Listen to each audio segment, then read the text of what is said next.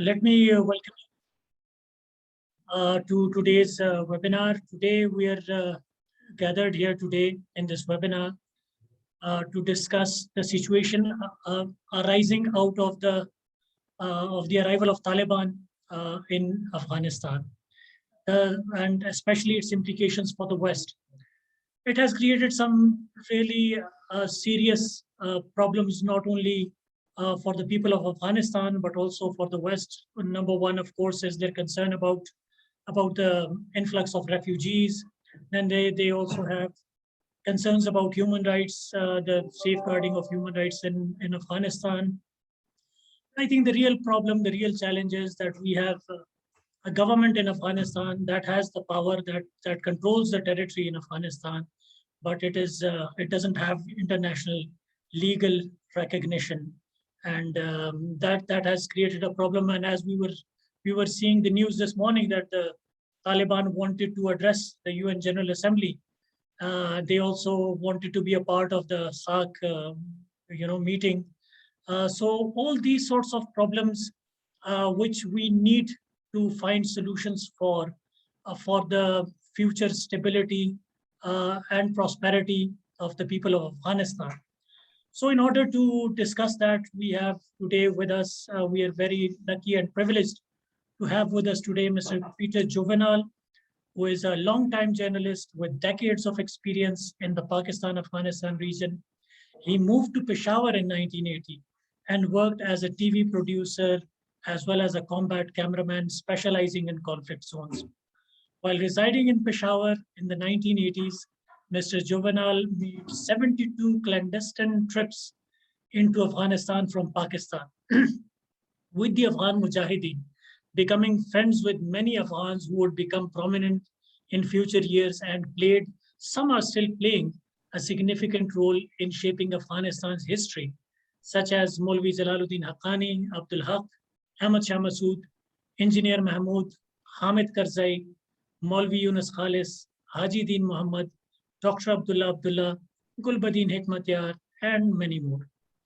In 1992, he reported on the fall of the Afghan Communist Najib regime from Kabul for BBC Newsnight.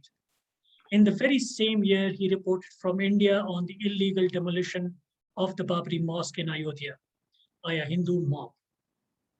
He was the first Western journalist to visit the Taliban in Kandahar in 1994, only 4 days after they had captured the city, and met with Mullah Omar and other senior members of the Taliban movement at the time. In 1997, he successfully negotiated the release of 27 Pakistani combatants who had been captured and held captive in Afghanistan. In the same year, he interviewed Osama bin Laden for CNN. The interview, which was aired on CNN, marked the first time that bin Laden declared war against the United States to the Western audience. The list of his journalistic accomplishments is long and fascinating. His extensive knowledge of Afghanistan and Pakistan stems from living and working in these two countries for a period of 42 years, about my whole age.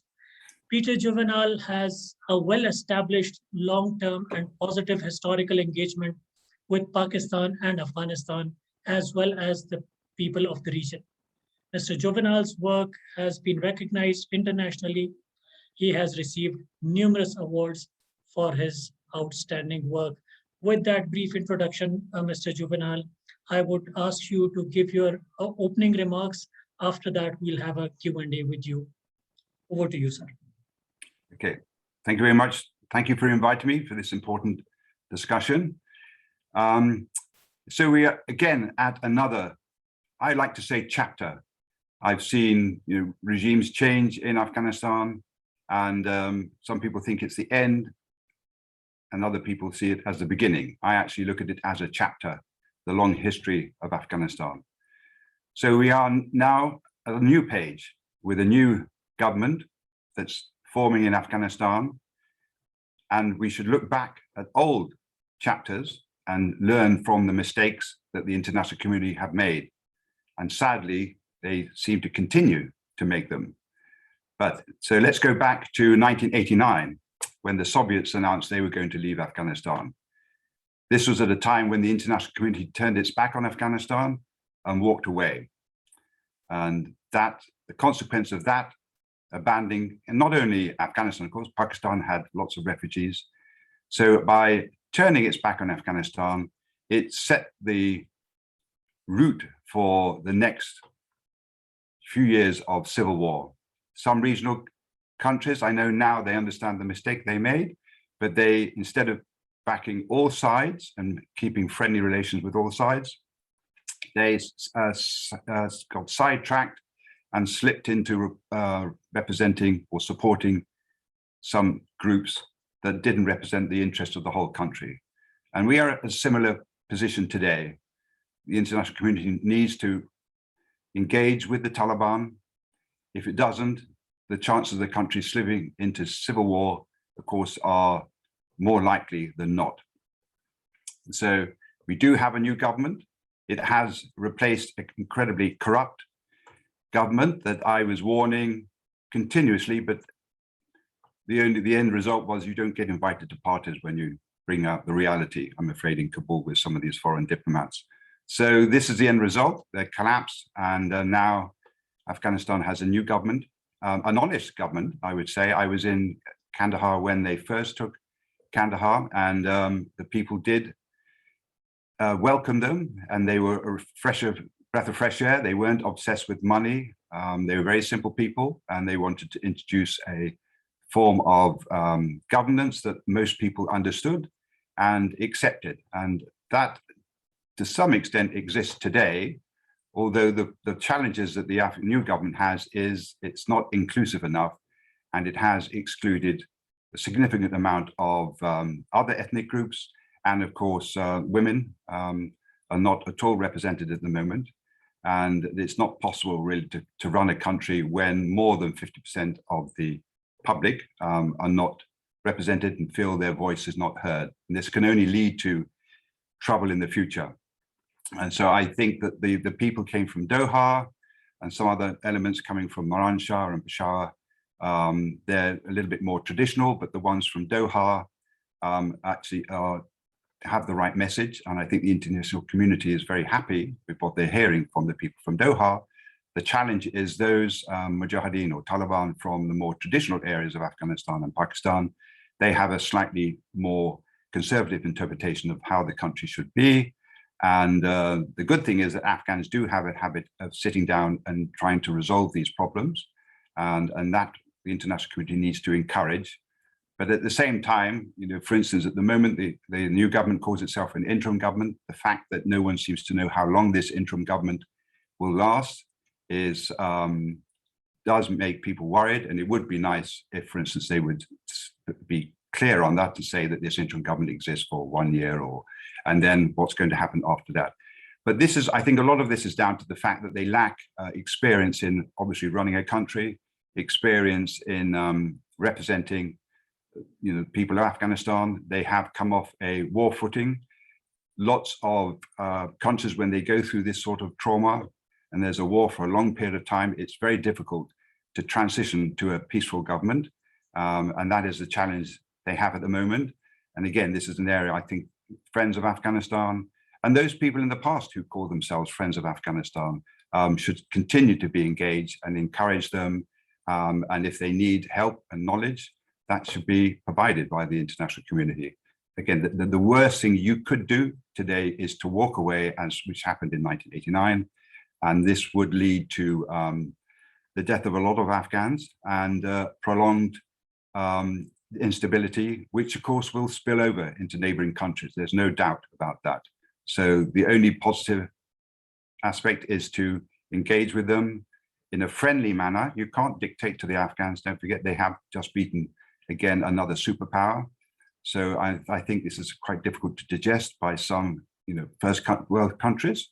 But you mustn't forget that these simple people with old weapons left over from the war against the Soviet Union, riding around on old motorbikes, have beaten the best armies in the world, who spent 20 years. And I was always advocating against the military option would never work in Afghanistan. I witnessed it myself with the Soviets. You don't win the Afghans over by dropping bombs and killing them and then building a road, pretending it's all fine. It just does not work. And I hope that lesson stays with the international community.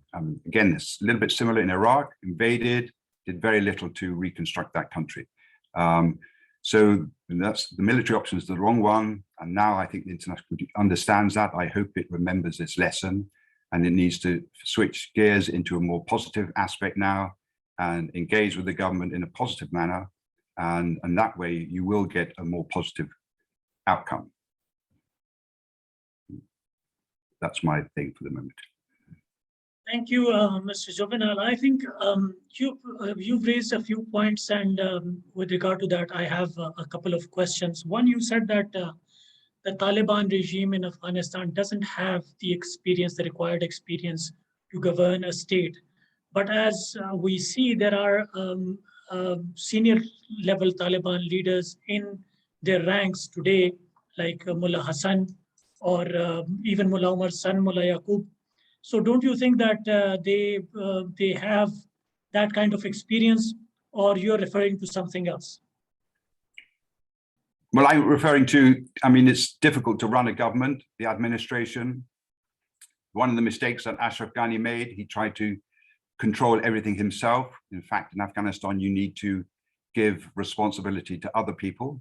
And so I'm talking about the technical side of running a government, understanding how to make an economy work, how it's important people have jobs.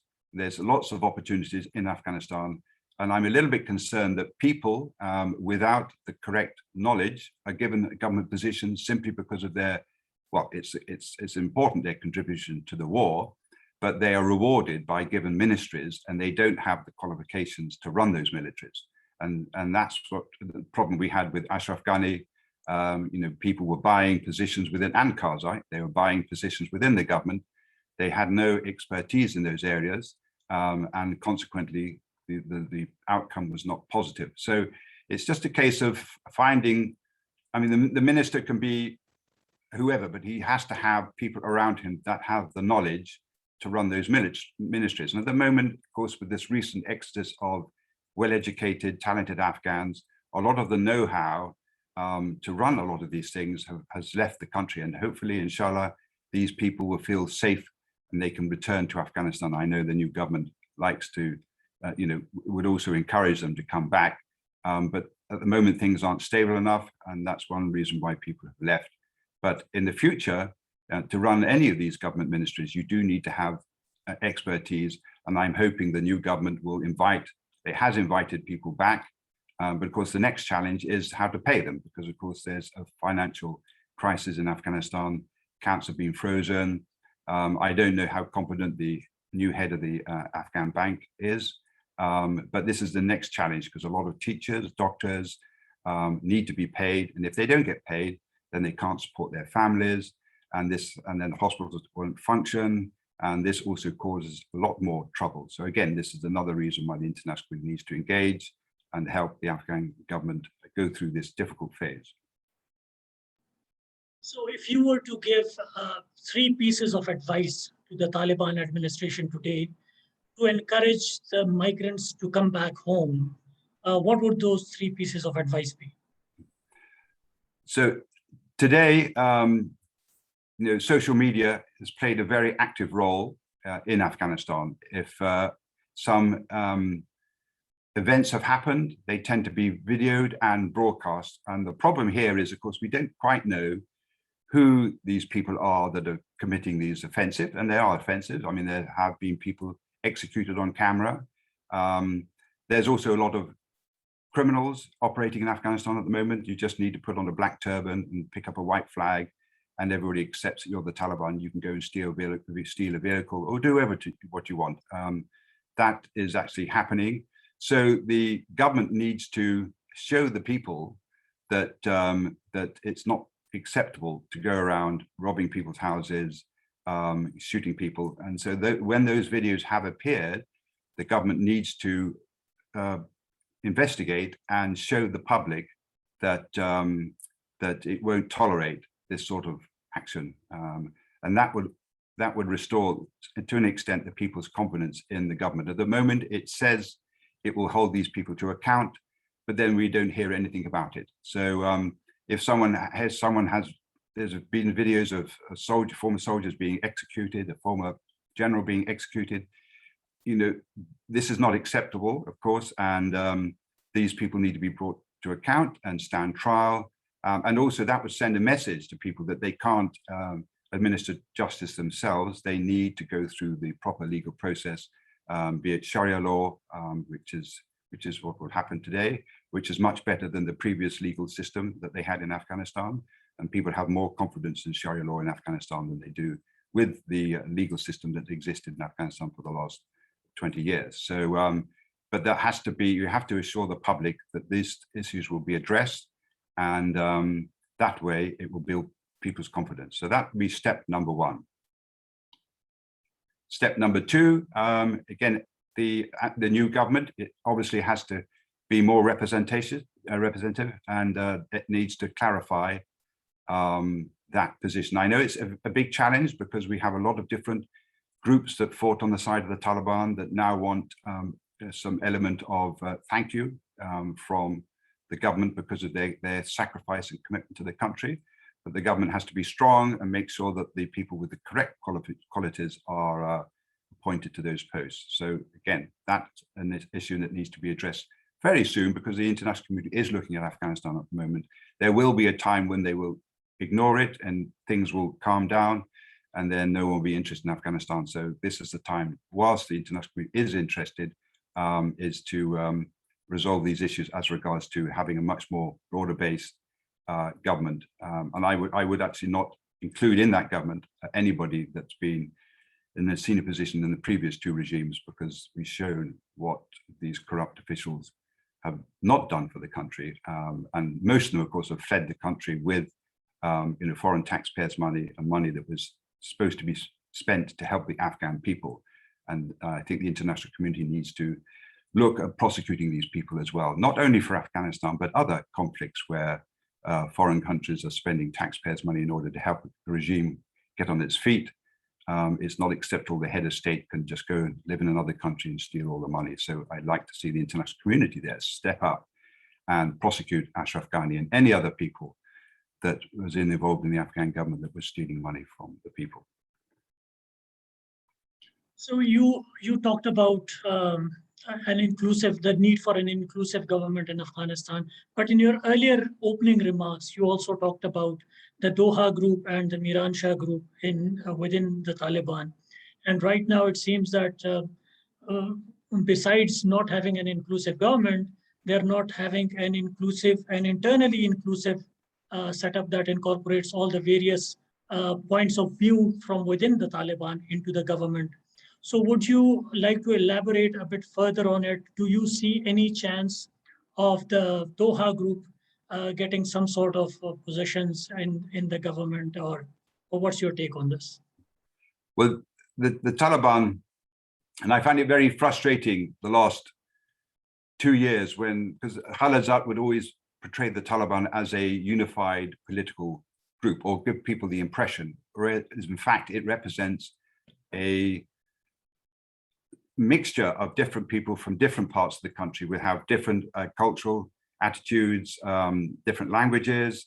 So the Taliban have never been one united group, and that's represented by the fact that you have some people in Peshawar representing Taliban there, and I should think those represent people more in Kunar and Nangarhar. Then you had another group down in Miran Shah, which is more to do with Paktia and Paktika. Then you had another group in Kandahar. So here you can see that the Taliban were not united anyway. They cooperate with each other, but in fact, these regional centers, which I think are a spin-off from the actual refugees living in those areas, they would represent their people across the border. So that's where the problem initially lies, is the fact that you have these different political offices in different parts of Pakistan that represent different people in Afghanistan. So the issue now is how to bring these together. And I think that's why a religious leader has been chosen, because he's seen as a much more neutral, and people, one of the positive aspects of the Taliban, they do take the religion seriously. I know that might sound a bit funny, but in the West, religion is something slightly different. But in Afghanistan, what the mullah says is very, very important. And that's the glue. I mean, don't forget, Islam is the glue that binds Afghanistan society together. The methods of law and order the international community have introduced are a foreign concept. Lots of people, and I spent a lot of time in the countryside during the jihad, and I saw how important local shuras were, how the religious elements played their role in negotiating, helping people come to decisions. So providing you have Afghans that have a positive commitment to the country, Afghanistan, then these issues should be able to be resolved. I mean, there are some other minor problems, for instance, the gun culture that exists, which you see very much in the tribal areas. I mean, I find it very disturbing to see so many weapons inside Kabul and inside government buildings. And it's not surprising that I'm afraid the Afghans do have a bad habit of resolving issues through the force of arms. And that's, of course, the legacy of 40 years of civil war. Before the Soviets invaded, not many guns existed in Afghanistan, and consequently, other people controlled the population. And then as people got weapons and they felt that they could represent themselves, they had a bad habit of resolving issues through violence. So that culture now exists, I'm afraid, in Afghanistan. But of course, it's rather strange that, they should allow so many weapons in there when they're discussing, because these disputes will arise, and consequently someone's going to end up getting hurt. Again, I think that the problem is that the new government, they're not sure how strong they are in certain areas, and they have to negotiate with other Afghans from other parts of Afghanistan.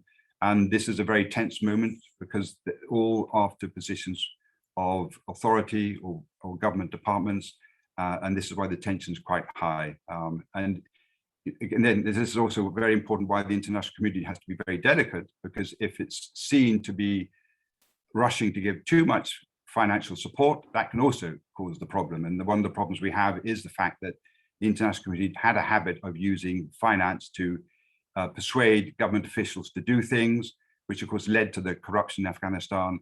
And more Afghans want to get involved because they see this as a very lucrative form of business to get involved in. So the international community has to be very careful how it engages. It needs to have proper professional representation, I think, in Afghanistan, and people that understand the Afghans. That's another problem we have, is a lot of the supposed experts, they've just read about Afghanistan in books, but they don't really have any experience on the ground. And of course, they've been engaged with the intellectual elite in Kabul that speak English. And that's only maybe 5% of Afghans. They actually ignored the vast majority of Afghans who are illiterate. And that's, of course, that's where the Taliban get their support from. They very much, and Mullah Omar was very much in touch with the normal people of Afghanistan. And that's what gave him so much support, as opposed to the people the international community has developed, which are English-speaking, well-educated Afghans, usually having a foreign passport as well. So lack of commitment to Afghanistan. And those are the ones, of course, were first on the planes out of the country when the regime started to change. Some people like Dr. Abdullah and Karzai actually stayed, and I'm very impressed with the fact that they sort of stayed in Afghanistan and were, prepared to engage with the new people that are in office. But I don't think they should be in government themselves, because their track record is not a positive one. I have a couple of more questions as well, but in the chat box, I see my colleagues have asked some questions, so I'll go ahead and read those questions out for you. Mariam Masoor, my colleague from Institute of Regional Studies, has asked two questions. The first is, if China increasingly gets involved in Afghanistan once the Taliban stabilize, how the West would view it? Secondly, how do you think the relations of Afghanistan and India will evolve with the Taliban in power? Okay, so on the first issue, one of the reasons Afghans fight is they have nothing else to do. There's no work, very little work. A lot of them don't. After the jihad, before the jihad, they were farmers. A lot of them were tenant farmers. And during the jihad, they were introduced to this new class of Afghans that were very brave, fighting for their country. And of course, a lot of them didn't want to go back to being farmers once the Soviet Union left. So the problem is, what sort of jobs could they do? And there was no jobs around. Now, the positive aspect for Afghanistan in the future is, of course, it's lapis, lithium, not so much lapis, sorry, lithium and rare earth commodities. There's a lot of minerals in Afghanistan, and this would provide a lot of job opportunities for Afghans. And I, always thought that Pakistan and Afghanistan are the two countries that should work on this issue, simply because Afghanistan is a landlocked country. Pakistan and Afghanistan have a lot of cultural similarities, language, the list is too long. And so, of course, the rare earth minerals and the lithium, of course, needs to be exported out of Afghanistan, and logically it should go through Pakistan down to Gawajr port and off from there. So there's a lot of very common sense reasons why these two countries should both work together on this project. Now, I know China's very interested, and China is obviously after those minerals. I think the international community, the West, had an opportunity and didn't do anything. I don't quite know why. So the issue, I think, is up for the new Afghan government to decide who they should partner up with. China, of course, is a strong supporter of Pakistan. They've had good, strong relations for a long time. India, I've always, I was shocked when the Soviets invaded Afghanistan in 1979. India was one of the few countries that didn't condemn the Soviet invasion. And I've always felt that India's involvement, I'm going to get into trouble, but India's involvement in Afghanistan has always been to cause trouble for Pakistan. It's never anything to support the Afghans. And it's managed to find Afghan groups that it could persuade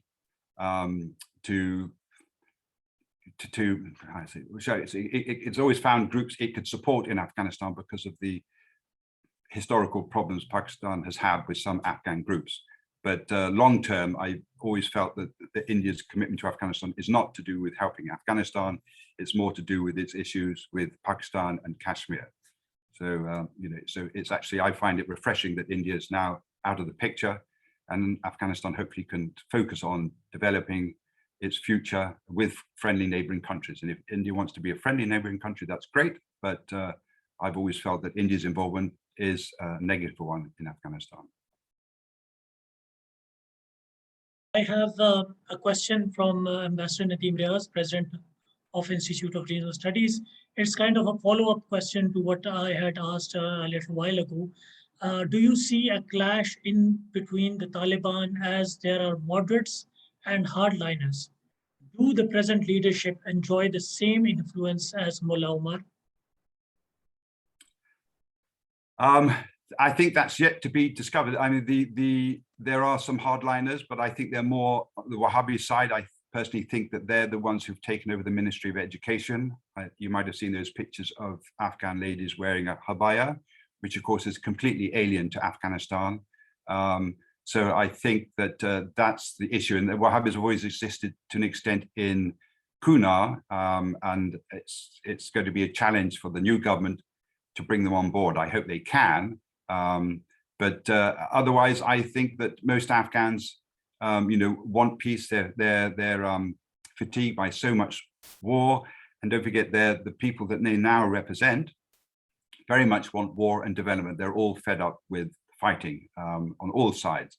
So I think any government to be successful in Afghanistan, it has to focus on development and peace and prosperity, as opposed to fighting. And so there will be a little bit of problems in some areas. But again, another good thing about the Taliban, they're very much locally connected, which means that the people from Host tend to represent the people from Host.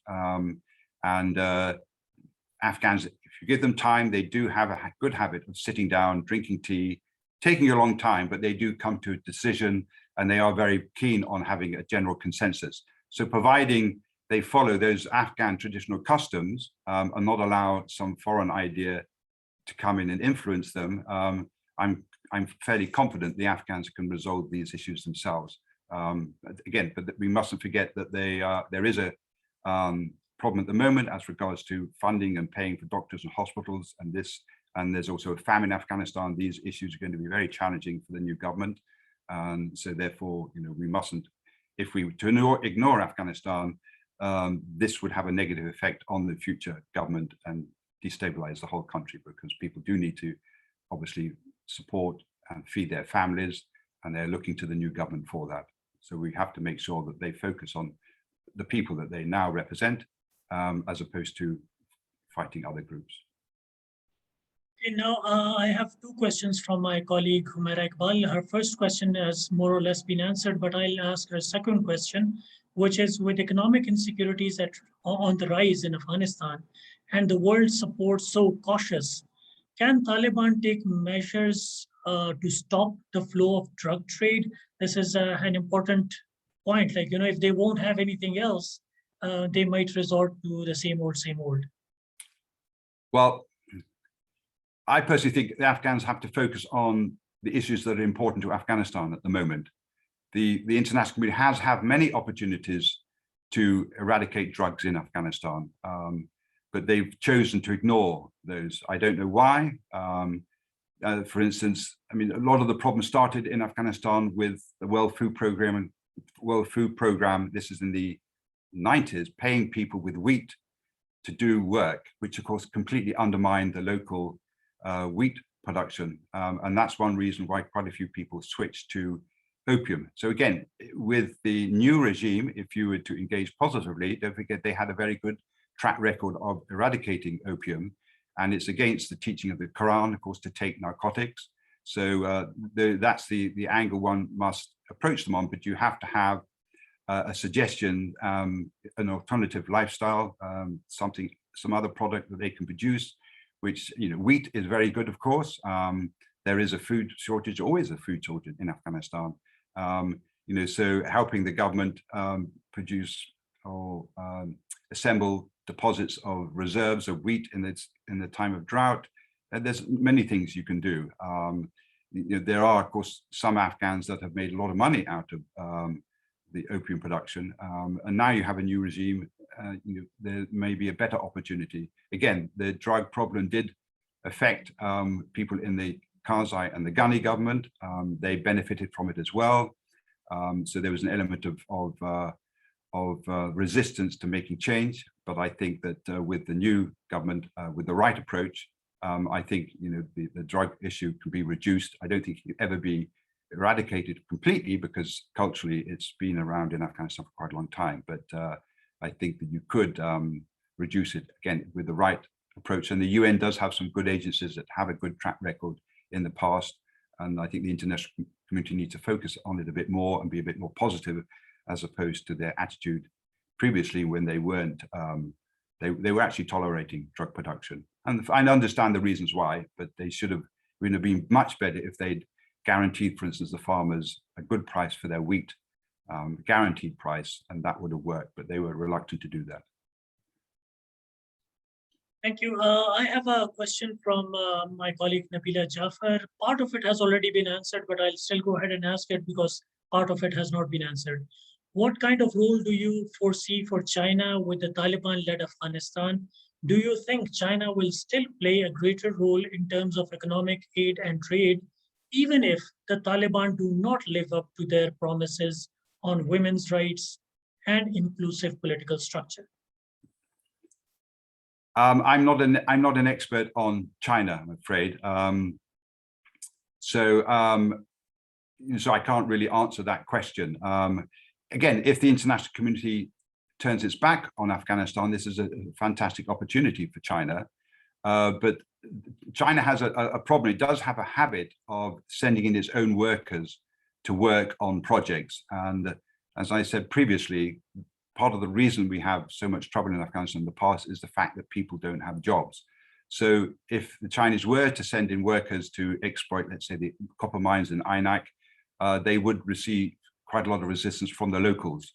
So the Afghan government might say yes, but the locals will object to it, providing they get, if they get employment, then it will be acceptable. And so it's a case of, will the Afghan government put the interests of its own people first, or the interests of Chinese government?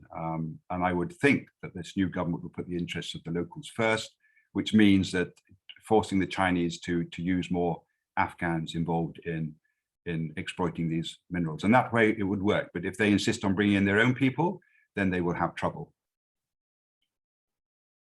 Now we have another question from Mr. Nasser Khan, who is asking, what are the absolute minimum conditions for international community to one, recognize the new government, two, unfreeze the Afghan funds? I think the minimum would be looking for a broad-based government, which means one that represents, women, other ethnic groups, and the Shias, for instance. I think there's only one person of Shia that's in the new government. So I think that's what the international community is looking for. Women's rights, of course, is very important. You mustn't forget that organizations such as the European Union, that women are very significant. MPs, I haven't counted, but I wouldn't be surprised if there's more than 50%. So if you want to get any support from, these bodies, you have to allow women to play their part in the country, building it and governing it.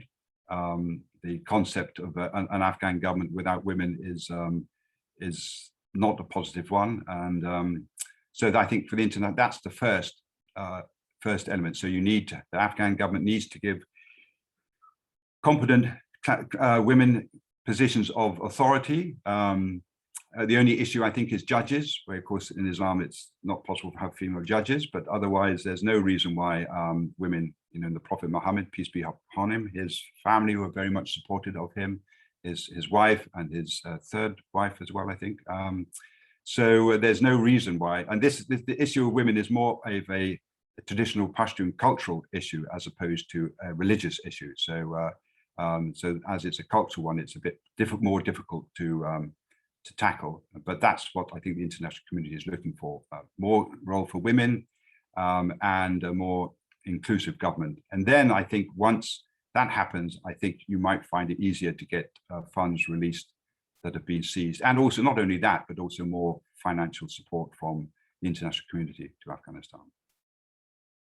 So, Mr. Jouvenal, here is a follow-up question from Mr. Khan, which relates to the comments that you just made, that isn't it over-prescriptive for the international community to stipulate things that it itself could not achieve in 20 years of physical occupation? Is it realistic to achieve in retreat what could not be achieved when in occupation? Well, as I've said many times, military solution was not going to work. And if you look at me on YouTube, in 2007, I was saying it. Well, before that, I was saying it, but actually recorded. The military option was one that would never work. And there was other reasons, which I won't go into now, why foreign countries were involved in Afghanistan. I'm afraid war is very profitable. And a lot of these companies that had contracts to support the Americans made millions of dollars at the expense of foreign taxpayers, but we won't go down that path. So the military option was one that never was going to work anyway. But the issue is that if the new Afghan government wants foreign money from foreign countries, then of course it has to listen a little bit to what is important to those foreign countries. And if they don't like what those foreign countries want, then they can say, no, thank you, we don't want your support. So again, that's a case of Afghans being diplomatic, engaging with those countries that support them, really support them. The last 20 years, most foreign governments in Afghanistan were not there to support the Afghans, they were there to support the Americans. And that's another one of the many reasons why it didn't work. If they had been there to support, and when I say support the Afghans, it wouldn't have been on the military side, it would have been more to do with genuine development. That's what the Afghans have always needed. And there were roads and things like that built, and women's education were very positive aspects. But most of this huge bill that the Americans keep talking about was spent on themselves. It wasn't actually spent on the Afghans. So the military option is one that would never work. And when I heard that the surge was going to happen, I was actually in the States at the time. No one was interested in, and when I said that this is the wrong direction, but the decision had been made at that time. And a dose of realities a lot of times is not very welcome. So that's why we're at where we are. Anyway, so we have to be positive. We've got a new government, and we have to engage with them and support them and educate them as well, as regards to the importance of women in society and having a more inclusive government. And we have to find those ones that would listen, because there's some that have been traumatized, of course, 20 or 40 years of war. They've been living on a war footing. It's quite difficult for them to come off that platform and to engage in something quite mundane as helping a farmer produce more crops. It's not as exciting as fighting one's enemies. So, but we have to help them transit from that war footing into one of running a country that's at peace with itself and with the international community and its neighbors, of course. So I have a kind of a follow-up question to this one, that this question of human rights has become such a sticking point between the international community on the one hand and the Taliban on the other. It has become kind of a, again, chicken dilemma, whether they recognize first, and the Taliban have said that, you know, first they should recognize, then we'll grant the rights. And the international community, on the other hand, says that the Taliban should grant the rights first, then we would recognize. Who do you think needs to take the first step? Good question. Well, I mean, if the Afghans want foreign help, then the Afghans need to take the first step, I'm afraid. And I think they can do that. They do have some, you know, Mullah brother, I think, is an excellent, you know, diplomat. He's a man of peace. So I know him. I met him 4 days after he captured Kandahar. And I'd also like to point out, because another thing that irritates me a lot is that everybody accuses Pakistan of being involved in making the Taliban. That's actually not true. I was monitoring the Taliban for 3 months before they took Kandahar, when they started in Helmand. And then I actually talked to General Baba, who was your interior minister, and then he explained to me how Pakistan got involved. But that was after they captured Kandahar. So I mean, one of the nice things, because I lived in Pakistan for so long, I have a habit of running up and checking these stories after the big media has gone, to get the real facts. And I've also done that in Afghanistan a lot, because when a war happens or when a big event happens, some of the details a lot of the details can get lost in the media at the time. And so I've always made it one of my things to go back 1 or 2 years after and talk to the people involved for my own personal background and knowledge. So one of the issues I did cover, because I was irritated, everybody was saying that, you know, the Taliban's, Kandahar's the birthplace of the Taliban, which of course is wrong. And this goes as far as actually the fighting in Tora. I know I'm going on a little bit, but this goes on about the fighting in Tora Bora, which they all talked about the fighting in Tora Bora. But in fact, it wasn't in Tora Bora. It was another valley called Milavar over. And I spent time in Tora Bora in the 80s. I spent 5, so I knew exactly where it was. And I was also there when it was. So again, trying to persuade the media that, no, this is not the right place. After a while, it becomes impossible. So that's why I'm very interested in finding out afterwards what really happened. And so I just like to make it clear that the Taliban started in Helmand 3 months before they captured Kandahar, and they weren't put together by the ISI. It was an indigenous movement because of the lack of law and order. It was, I mean, I traveled down there. It's, you know, it's impossible to move around Kandahar in those days. And then once the Taliban came, it became very, you know, easy. Thank you for putting that into the right perspective. But now people listen, but before they wouldn't listen. That's why I find it so frustrating. If you don't say that, especially government officials, British or American, if you don't tell them what they want to hear, they tend to have a habit of not listening. And this is the end result. So hopefully we have to turn that energy in a positive manner and not make the same mistakes. Okay, so my colleague Imran Sardar has asked 2 interesting questions. I'll ask them one by one because both of them are quite interesting. As there were the factions within the Taliban, don't you think the Doha Agreement needed to be inclusive? It could have been a litmus test to assess the unity among the Taliban so that US and the West could better decide. What do you say? Well, I think this is another misconception about the Doha Peace Agreement. I think it was all part of President Trump's re-election campaign. It was nothing to do with bringing peace to Afghanistan. We had the Abraham Accord, which his son-in-law put together. So I think the objective was to give the American public that he'd had achieved peace in Afghanistan to promote him in his presidential ambitions. And if he had won the election, he would have kept American troops in Afghanistan. Don't forget that the cost of this war doesn't mean anything to the American government, because a lot of this funding actually goes from one pocket to the other. So the issue of how much it costs is not relevant. And again, the issue of, you know, longest war is another irrelevant because we've had troops in Europe and South Korea and Japan since the Second World War. No one talks about them. And you can imagine what would happen if American troops were to leave South Korea. The North Koreans would react to that. So the whole peace agreement was to do with Trump trying to get re-elected. And again, I mentioned this at the time, but people weren't really interested in it. Then when Biden won the election, for his own reasons, he decided to withdraw American troops and not consult his allies, and that's his decision, and that's his decision as the president. And we have to move this into a positive phase. As of course, it's incredibly humiliating for the U.S. military to get beaten, but that's what the president decided, and that's what's happened. So the second question from Imran is, will the West follow suit if regional countries, including China and Russia, take the lead and recognize Taliban government? If not immediately, how long will it take?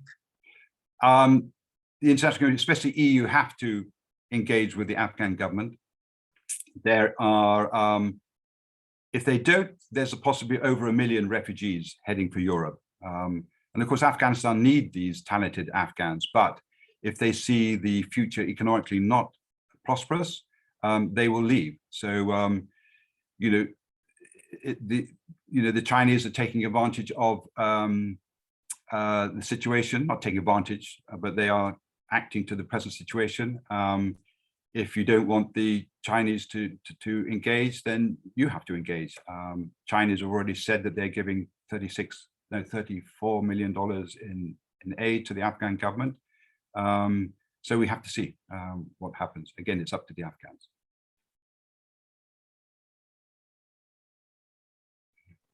President IRS Ambassador Nadeem Riaz has a question. Pakistan is blamed for duplicity. Isn't it unfair to place the blame on a country for a failure which the international community could not achieve as a whole? You have partly sort of answered it, but if you would want to comment on it further. Yeah, well, I think because I lived in Peshawar during the 80s, so I saw the refugees, and I had friends who were refugees in Pakistan. So it's impossible for Pakistan not to be engaged with elements that are involved in the war in Afghanistan that are based in Pakistan. I mean, it would be, they have to be engaged with the refugees. And of course, Taliban were living amongst the refugees. So, it's just as well that they didn't implement some of the guidance that came from foreign countries as regards to how to tackle the Taliban in Pakistan, because that would undermine Pakistan's present positive influence on the Taliban. So I think we all, in retrospect, we all have, Pakistan to thank that it didn't go after the Taliban in Pakistan. One, it wouldn't have worked because they just would have all disappeared to other parts of the country. So it was a policy, I think, that again, like the war, it was the wrong one. So I think Pakistan has played the correct role of keeping good relations with all sides. Again, it also reached out to Pakistan, to Afghanistan, to the Karzai government, to the Ghani government as well. And it was in a very difficult position. It lost over 70,000 troops were killed in Pakistan fighting in some of the troubles that was caused as a spillover from the war in Afghanistan. So, I think Pakistan can pat itself on the back as regards to its dealings with the Taliban in Afghanistan. It wasn't really giving them sanctuary. Again, I was there during the jihad. It's very difficult to stop when you've got so many refugees crossing the border, especially Afghanistan, it's the poorest border. They will do fighting, then come to a refugee camp and recover there. I think it was unpractical to expect the Pakistan government to go and arrest these people because it wouldn't have worked. They wouldn't have been able to find them, or they would have disappeared. So, I think they played the long game, and it turned out correct in the end. I have two questions from Ms. Rida Anwar from the National Defense University. The first question is about the threat of further instability in Afghanistan because of the Western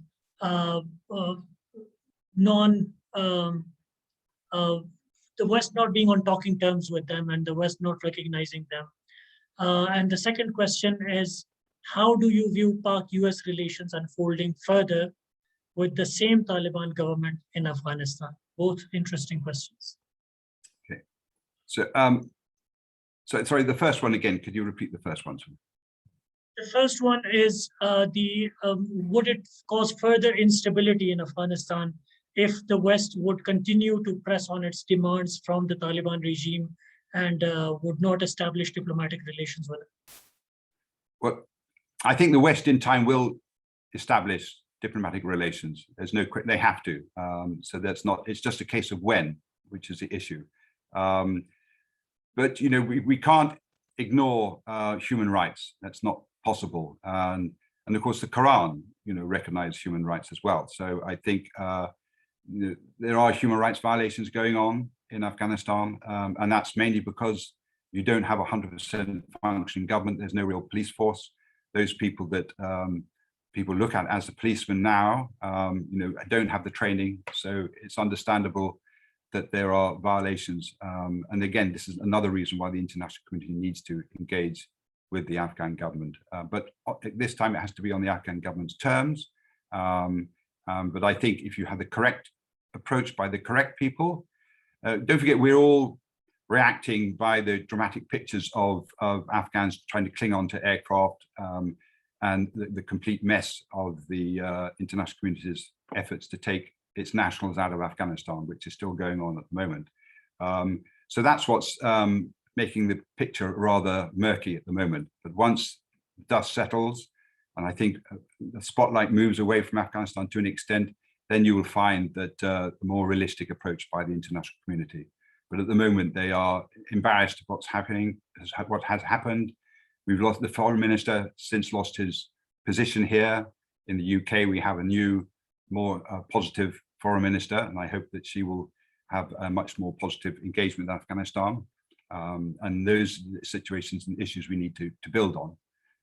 So I'm very optimistic about the future, and providing, you know, most Afghans in positions of power, I found are very reasonable people. That you just need to get to know them and get to know them on their cultural level, which means, you know, not sitting at a table in a suit. It's sitting on the ground in shalwar kameez drinking tea. And that's how you get on with these people.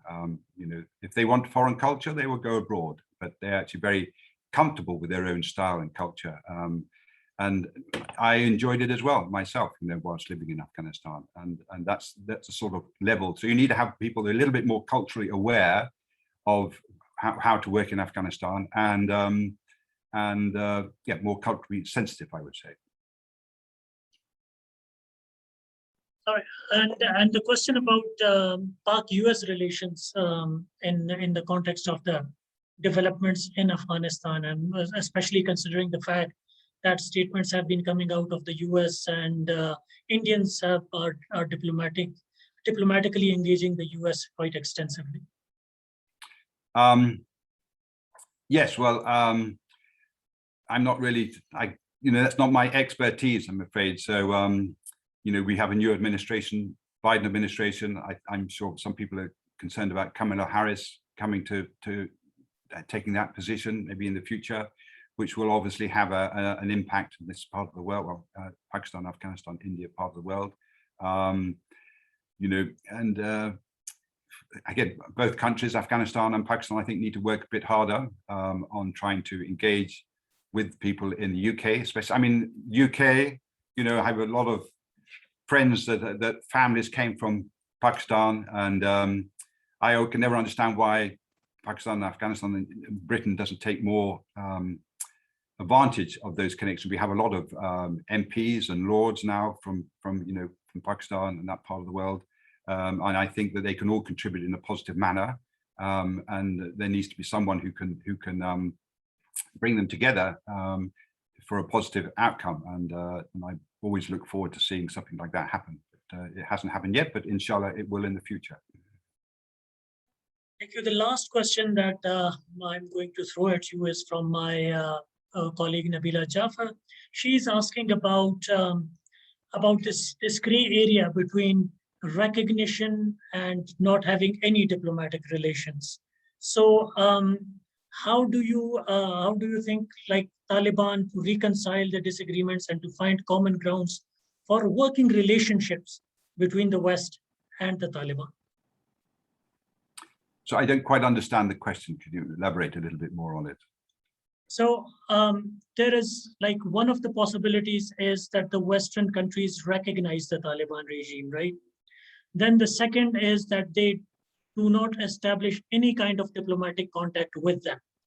Is there any middle ground between these two options? And if it is, what does it look like? Well, don't forget, you have the European Union, then you have lots of countries within and outside the European Union. So they'll all have their own perception about how to go forward.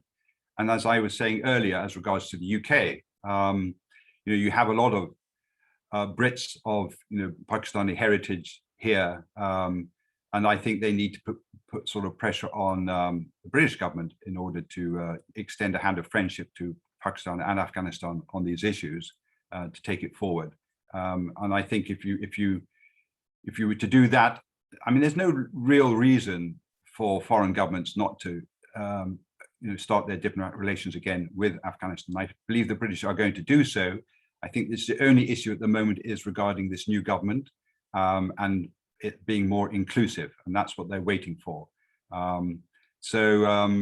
And of course, and that has to happen. There's no question about that. I know the Taliban were having challenges finding the right people to represent them politically, but it's an issue that they have to work on more. So I think that there's a possibility there. The EU, I know, wants to get engaged, and they still have their political representatives in Kabul. He's been there all out throughout this time, which is good for him. And the UN also has some very positive engagements with the Taliban historically. So these are all foundations that the Taliban can build on. They just need to find the right people in their midst that are capable of engaging with these people in a positive manner. And I think that they will be able to succeed. But the issue is time. And I think the West is hanging back at the moment because they would like to see more development on the human rights issue and having a more inclusive government. So this is the issue, as I brought up earlier, as regards to the interim government. That needs to be a little bit more defined.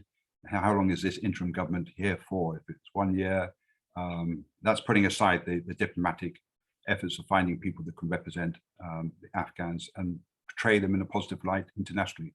And again, the people in Doha, I think, have done a very good job, but I'm a little bit concerned they're not too representative of the people of Afghanistan because they've spent a long time out of the country, and those elements that they're trying to get power, believe that they fought and shed blood in Afghanistan, and therefore they should get more reward for that. But the problem there is, of course, is you can't really divide up the government between different warring fractions because you'll end up not having a government in the future.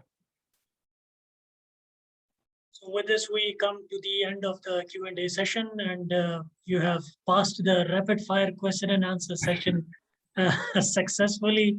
With that, I would request President IRS Ambassador Nadeem Riaz to kindly conclude the session's discussion.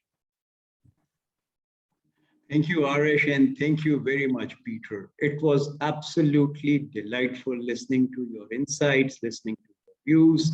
And this is the difference, because the people who have been in a country, who know the people, who know the culture, their outlook is completely different, other than the ones who basically take refuge in the knowledge which they get from books.